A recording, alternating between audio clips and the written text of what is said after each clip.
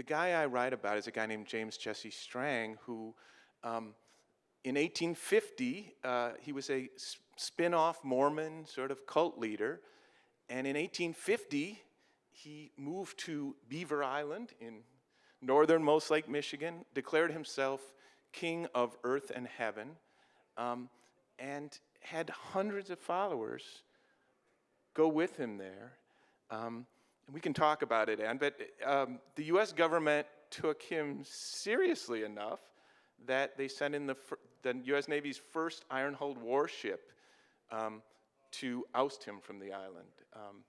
And so it's a really fascinating story. I loved working on this book. Strang is such a complicated, interesting, smart con man / idealist, but I do think it has a lot of echoes with today. I first began this project actually after attending a protest after Donald Trump was inaugurated in January 2017, and one of his first executive orders was signing a travel ban from 7 majority Muslim countries. And when I was there at O'Hare Airport, where this protest was happening, I just wondered to myself, who are these refugee families arriving in Chicago, and what do their lives look like here? And that quickly led me to Sullivan, because I've always been interested in the lives of young people. And when you think about young people, you think about school.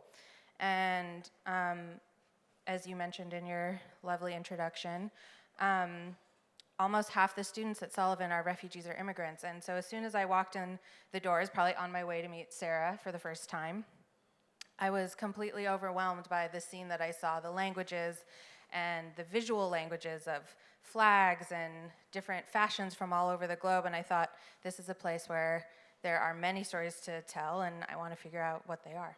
There has been a large-scale failure of the federal government to live up to any of the promises of the legislative and the civic reforms that have happened relative to Black rights.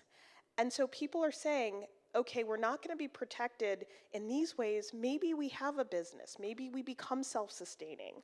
But small businesses particularly, but very few businesses have the power, and we've yet to have one, to undo civil rights abuses, right? No company can innovate respecting someone's right to vote or ending police brutality.